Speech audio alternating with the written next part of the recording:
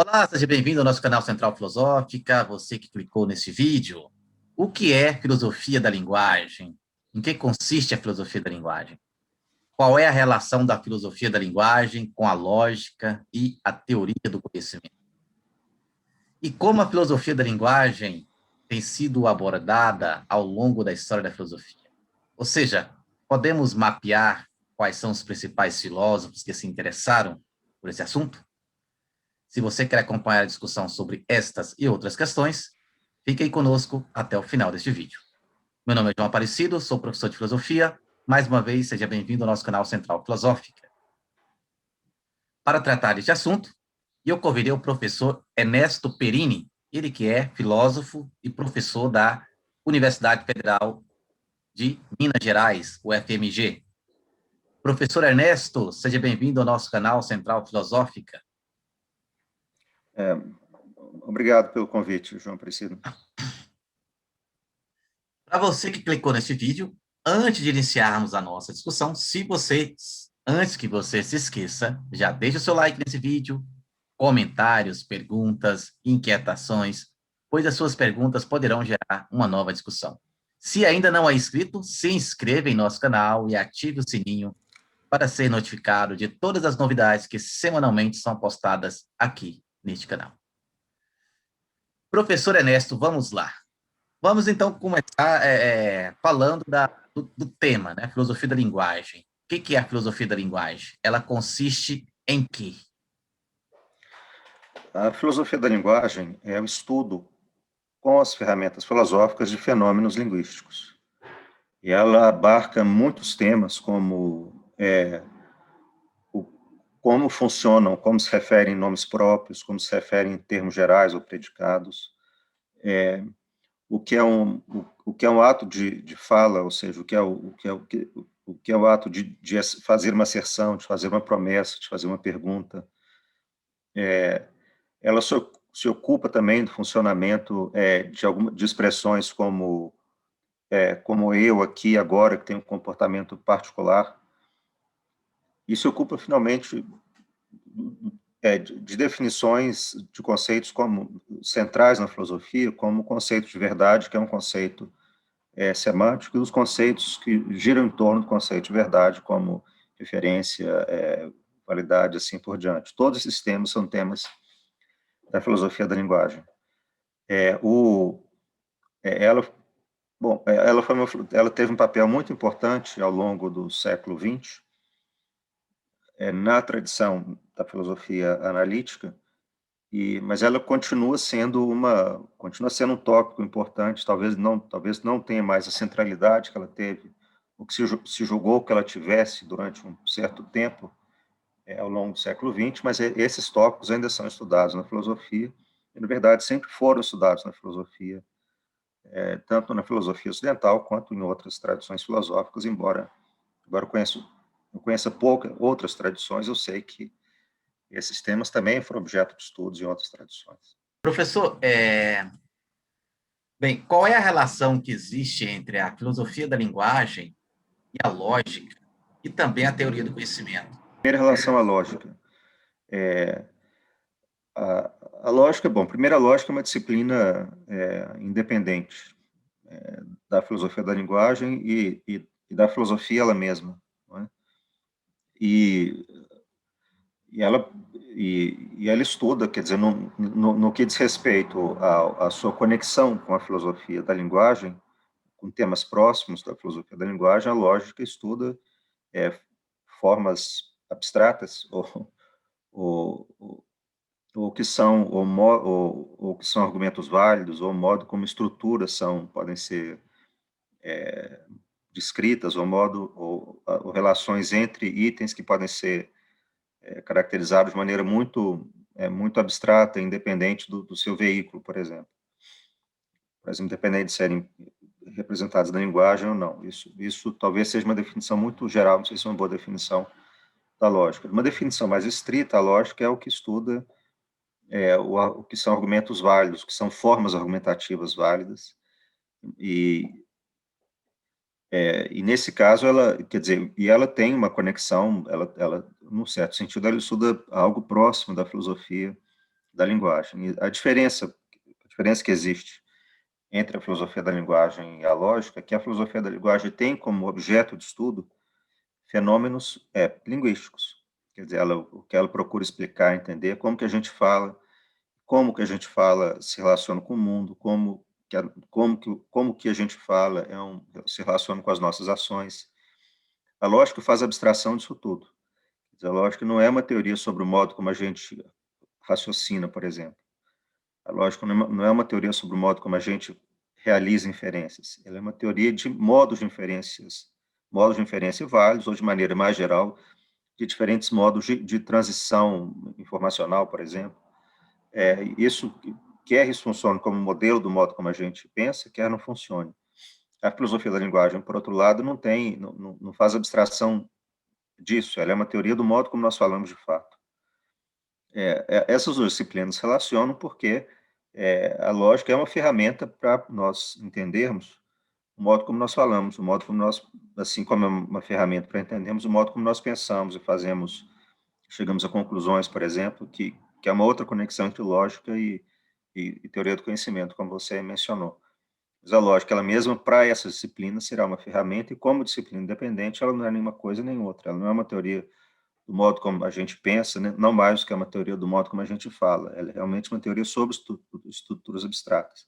A conexão com a filosofia da linguagem vem do fato da lógica poder fornecer uma ferramenta para fazer uma teoria da verdade, da referência, da inferência de atos de fala e assim por diante, da sensibilidade ao contexto de termos como eu aqui e agora, tudo isso pode ser representado numa lógica e com uma teoria das nossas ações linguísticas e da língua ela mesma. Mas enquanto a lógica representa isso, ela é parte, então, da filosofia da linguagem, da linguística, assim por diante.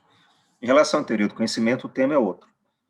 Quer dizer, a filosofia da linguagem trata, como eu disse, de conceitos que servem à descrição da nossa atividade linguística, entendida de maneira ampla, ao passo que a teoria do conhecimento trata do modo como nós conhecemos. São coisas diferentes. Nem tudo que nós conhecemos por um meio linguístico. Nem tudo que nós conhecemos resulta em nós aceitarmos ou enunciarmos frases. Isso também é um tópico da teoria do conhecimento, por um lado, e, por outro lado, uma filosofia da linguagem não trata só de asserções que possam ser avaliadas como verdadeira ou falsa, e, portanto, que digam respeito à teoria do conhecimento. Uma promessa, por exemplo, é um ato de fala específico e não é parte de uma teoria do conhecimento, talvez seja parte de uma teoria da ação. E o funcionamento diferente de nomes próprios e de pronomes demonstrativos e indexicais, como eu, ou Ernesto, ou João, ou isto, aquilo, ele, ela, isso é um tema da filosofia da linguagem importante, mas não é um tópico da teoria do conhecimento. A teoria do conhecimento trata de um outro tema. Agora, essas discussões em filosofia, a filosofia tem esse traço particular que as discussões sempre convergem, não é? A teoria do conhecimento e a filosofia da linguagem convergem na compreensão do que são asserções, por exemplo, o conceito de verdade, que é um conceito semântico e que pertence à filosofia da linguagem, pelo menos tem um tratamento em semântica, ele tem um papel importante na teoria do conhecimento, mas também, a teoria da ação vai ter conexões com a teoria do conhecimento, na distinção entre conhecimento proposicional, conhecimento procedural, digamos assim, knowing that e knowing how, e a teoria da ação também tem conexões com a filosofia da linguagem. Então, essas áreas, elas têm conexões entre si, mas são tópicos diferentes. A relação entre lógica e filosofia da linguagem é uma relação mais próxima, porque a lógica pode ser um instrumento de construção de modelos que tem uma função explicativa na filosofia da linguagem. Em teoria do conhecimento, é só uma convergência que existe, como existe com qualquer outra área da filosofia. Professor, então, na medida que o senhor vai falando, me surge uma outra questão, uma curiosidade, a relação da filosofia da linguagem com a ética, né, com aquilo que se chama de metaética. Uhum. Bom, tem mais de uma maneira de ver que essa conexão existe, mas tem pelo menos duas maneiras que eu acho importantes. Quer dizer, a primeira delas é o seguinte: a primeira delas é uma consequência do papel que a filosofia da linguagem teve ao longo do século XX. Quer dizer, o modo como eu expus a filosofia da linguagem, o modo como eu a compreendo, ela trata de um determinado conjunto de temas específicos, como eu disse, conceito de referência, de verdade, de ato de fala, do que é comunicado para além do que é dito, conceitos como pressuposição e implicatura, né? Agora, a filosofia da linguagem também teve, ao longo do século XX, teve uma extensão de domínio muito grande. Quer dizer, em algum determinado momento, alguns filósofos, um grupo importante de filósofos, pensou que ela tinha um papel fundacional, que entender o modo como se falava de um determinado tema, como se falava de ética, de conhecimento, o modo como se falava desses temas, era, ao mesmo tempo, a teoria possível sobre o que é ética ou o que é o conhecimento, por exemplo. Tinha um papel central na teoria possível, ou numa teoria filosófica sobre a ética, sobre o conhecimento. A filosofia da linguagem teve um papel fundacional que eu acho que hoje ele é muito pouco presente na filosofia. Eu diria que hoje a filosofia da linguagem não tem mais esse papel fundacional. Quer dizer, tanto em ética, como teoria do conhecimento, como, não sei, em estética, não existe mais essa ideia que o caminho para uma teoria, para essas teorias, é uma análise do significado dos termos que falam dessas teorias. Agora, isso não significa que não existam conexões, quer dizer, eu acho que é parte de uma teoria parte de uma teoria ética, por exemplo, envolve uma compreensão do modo como funcionam termos éticos, termos avaliativos. Então, essa é uma primeira conexão. Eu acho, como eu disse antes, isso é um problema realmente de conexão de teorias. A filosofia, a gente vê, ela tende a conectar áreas diferentes, não é? Talvez por causa do papel que ela ocupe na discussão de temas muito centrais em ética, em estética, em teoria do conhecimento, em filosofia política, assim por diante. E esses temas centrais, os temas fundacionais, se quiser, tendem a se conectar. Por exemplo, uma conexão que existe entre ética, filosofia política e teoria do conhecimento, é o conceito de normatividade, que tem uma consequência para a compreensão de determinados tipos de atos de fala, por exemplo, ou para o funcionamento de determinados tipos de tema. Então, essa é uma conexão entre as diferentes áreas da filosofia em torno do conceito de normatividade, o que não significa que exista uma área que vai ser fundacional em relação às outras. Essa conexão que, num determinado ponto, teve uma direção explicativa da filosofia para a linguagem, para a ética, para a estética, para a teoria do conhecimento, hoje eu vejo muito mais como relações horizontais entre essas áreas. Eu acho que assim que funciona, na verdade, as conexões. Então, essa é uma relação, essa transição da relação entre um ponto de vista fundacional para um ponto de vista de relações horizontais, eu acho que é mais ou menos isso que a gente pode ver que aconteceu, digamos, talvez do final do século XX para hoje, né? Talvez na última década do século XX para hoje, há uma transição de um papel fundacional para um papel mais horizontal, da relação de filosofia da linguagem, filosofia da mente, epistemologia, e assim por diante. O que seria, desculpa a interrupção, o que seria esse papel fundacional? A ideia é que ter uma teoria sobre ética, por exemplo, é ter uma teoria sobre o significado do termo bom. Ou ter uma teoria do conhecimento é ter uma teoria sobre o significado do termo conhecer. Então, nesse caso, o ponto de partida da teoria do conhecimento ou da ética é o esclarecimento do significado desses termos. Existe uma, talvez, bom, evidentemente que isso é uma visão simplificada, que existe uma razão para pensar isso, mas eu acho que esse ponto de vista não é mais presente hoje, e talvez mesmo o modo como eu apresentei seja um pouco caricatural. Mas a filosofia da linguagem certamente teve esse papel, não é? Também em relação à metafísica, por exemplo, a ideia que elucidar a estrutura do mundo, elucidar o modo como a gente fala sobre o mundo. Então, esse é o papel fundacional que a filosofia da linguagem certamente teve ao longo do século XX, e diferentes autores apresentaram isso de diferentes modos, né? Eu acho que esse papel não existe mais. Quer dizer, não existe mais. Eu acho que ele está longe de descrever o modo como funciona a filosofia da linguagem hoje. Eu não acho que ele seja dominante.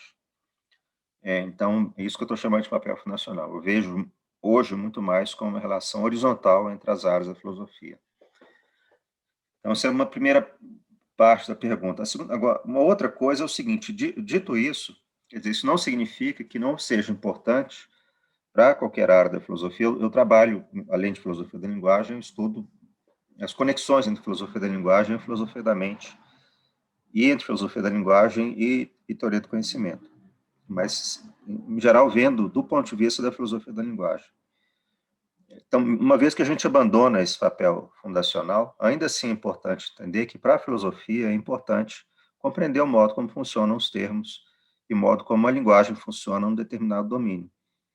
Então, essa relação se mantém, quer dizer, eu não acho que eu não acho que se deva abandonar a ideia que seja relevante perguntar, quando se discute um determinado tema, perguntar se não há, por exemplo, uma confusão acerca do significado dos termos, ou se não há uma confusão entre diferentes tipos de coisas que são comunicados por asserções feitas, se é uma asserção, se é uma implicatura, se é uma coisa que se segue do que é dito, e assim por diante. Elucidar a estrutura de pressuposições, que é um fenômeno linguístico. Então, eu acho que é útil eu acho que é útil para as disciplinas diferentes, para a filosofia da mente, para a ética, para a estética, etc., fazer perguntas que dizem respeito à filosofia da linguagem, não porque elas trarão todas as respostas, mas tem uma função de esclarecimento, que eu acho que é clara. A percepção que eu tenho, professor, é que esse papel da filosofia da linguagem elucidativo é fundamental em todas as áreas, principalmente na área da filosofia prática, porque me parece que uma confusão que acontece no campo dos termos, no campo teórico, ela tem implicância no campo da prática, né? Claro. Parece que o Hare tem essa preocupação, né, na questão da ética. Essa Não, claro. confusão. Eu acho que é justamente isso. Eu acho que esclarecer os termos não é. Primeiro, nunca filosoficamente ou não, é sempre útil. Esclarecer de que se faz, esclarecer os termos. E do ponto de vista teórico, filosófico, eu acho que também é muito útil. Em discussões metaéticas, mas também em discussões de ética normativa, né? Que não tem um funcionamento metateórico, eu acho que é sempre útil. Sim. Professor, em alguma medida, o senhor já respondeu essa minha próxima pergunta, exatamente sobre essa questão. Parece que a filosofia da linguagem, se procede ou não, que a preocupação com a filosofia da linguagem, ou a evidência dela acontece apenas no século XX, ou se a gente pode enxergar uma filosofia da linguagem também em Aristóteles, Platão, Tomás de Aquino, né? Ou não? É claro que existe uma filosofia da linguagem ao longo de toda a história da filosofia, né? De toda a filosofia ocidental e em outras tradições filosóficas. Eu sei que existem discussões interessantes, por exemplo, na filosofia indiana, mas essa é uma tradição que, infelizmente, na filosofia chinesa, eu sei que existe uma tradição importante também, que são tradições que se desenvolveram de maneira independente da tradição ocidental, que a tradição ocidental, ela mesma, não é um bom nome, porque, quer dizer, existe uma parte dessa história, que é uma história que passa pelo mundo islâmico, ao longo, então, do que eu conheço, né, ao longo de toda essa história que começa para nós, né, nessa tradição a qual me refiro, que é a tradição que nós estudamos majoritariamente, começa na Grécia, esses temas sempre foram discutidos. Então, todos os filósofos que têm um escopo amplo de temas trataram de temas da filosofia da linguagem. Então, nesse sentido, todos têm uma filosofia da linguagem, verdadeiro, de Platão, de Aristóteles, dos estoicos, de Agostinho, na Idade Média o tempo todo, de Avicena, de Averroes no mundo islâmico, né? Tomás de Aquino, Occam, Abelardo, que é um grande filósofo no século XII, que tratou desses temas.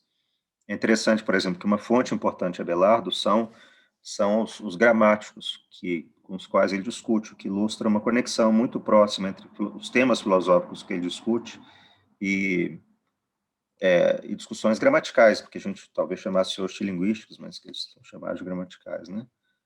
Como Prisciano e comentadores de Prisciano, por exemplo, no século XII. Então, e esses temas são temas que sempre foram discutidos. É um pouco, se a gente deslocar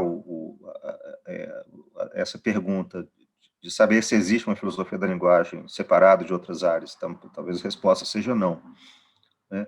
Agora, se temas da filosofia da linguagem... Não, mas, ao mesmo tempo, eu acho que é um pouco elusivo saber o que significa para uma área da filosofia existir separadamente das outras. Não é muito claro fazer esse desenho, né? Agora, pergunta sobre temas. Os temas da filosofia da linguagem sempre foram discutidos nessa tradição. Começando por Platão, nunca houve, enquanto a filosofia foi objeto de interesse das culturas nessa linha, que então e provavelmente outras culturas também, mais uma vez, isso eu falo do que eu conheço, que eu não estendo essa discussão por simples ignorância minha. Mas enquanto houve essa discussão filosófica, esses temas foram discutidos. Então, sempre houve filosofia da linguagem nesse sentido. Certo, certo. Professor, o que são os sofismas epistêmicos? Em que consistem tais sofismas? Os sofismas epistêmicos, eu faço duas coisas em filosofia. Eu estudo filosofia da linguagem, como quer dizer que é o tema da entrevista, eu estudo também, que foi o tema da minha tese de doutorado, meu mestrado também, a filosofia medieval. Então, sofismas epistêmicos parte, na verdade, foi era uma parte central de uma pesquisa há mais tempo. Não é mais o caso hoje, não é um tema do qual eu me ocupe hoje, né? Então, primeiro, o que é um sofisma? Um sofisma, na filosofia medieval, é um paradoxo. O que é um paradoxo? Um paradoxo é quando a gente tem um argumento que nos leva de premissas que são aparentemente verdadeiras por um caminho que é aparentemente válido, ou seja, uma forma argumentativa aparentemente válida, e a gente chega a uma conclusão aparentemente falsa. Essas três coisas são impossíveis, porque o argumento válido é o argumento que transmite a verdade das premissas para a conclusão. Então, alguma coisa tem que sair. Ou bem alguma premissa é falsa, ou bem o argumento é inválido, ou bem a conclusão é verdadeira. Uma coisa tem que ser corrigida, talvez mais. Eu posso falar que as premissas são falsas e o argumento é inválido, mas pelo menos uma coisa eu tenho que mudar. Eu não posso manter, não existe uma situação que as premissas sejam verdadeiras, o argumento é válido e a conclusão falsa. O argumento válido é, por definição, o argumento que transmite a verdade das premissas para a conclusão. Isso é um paradoxo, quando tem essas três coisas, né? Premissa aparentemente verdadeira, o argumento aparentemente válido, conclusão aparentemente falsa. O sofisma é um paradoxo.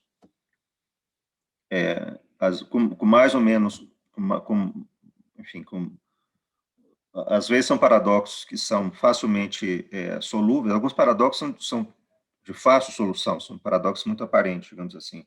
Outros são mais difíceis, como o paradoxo mentiroso, por exemplo. É um paradoxo difícil solução. Um sofisma epistêmico, então, é um paradoxo epistêmico.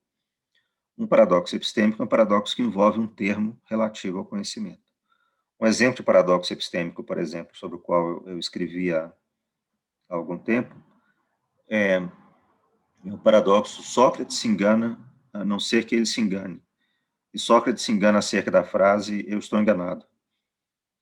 Então, é um paradoxo autorreflexivo que ocupa tem um aspecto um pouco de jogo nisso, mas na verdade não é. Então, isso é um paradoxo epistêmico, porque se ele se engana, se ele pensa "eu estou enganado" e ele se engana, então ele não está enganado. Mas se ele está enganado ao pensar que ele está enganado sobre estar enganado. Então, paradoxo autorreflexivo. Esse é um tipo de paradoxo epistêmico. Na verdade, eu chamei esse paradoxo de pseudo-epistêmico, porque ele envolve unicamente a estrutura reflexiva da frase. Mas isso é um outro problema. Sim. Então, esse é o tema. O objetivo... Esses sofismas eles surgiram das universidades medievais, então é um tema como uma recepção das refutações sofísticas de Aristóteles. As refutações sofísticas de Aristóteles são um texto que está no final do órgão, né, que trata de argumentos que são aparentemente válidos, mas que são inválidos. Então, muitos desses paradoxos estão representados nas refutações sofísticas, muitos também vêm de uma tradição estoica.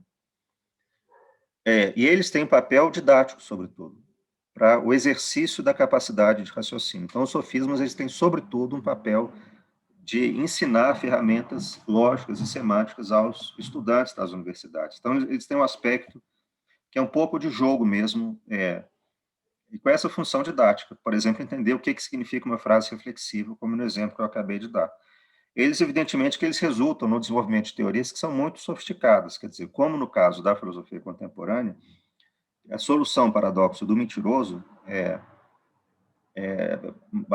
uma frase do tipo, eu estou mentindo, não é?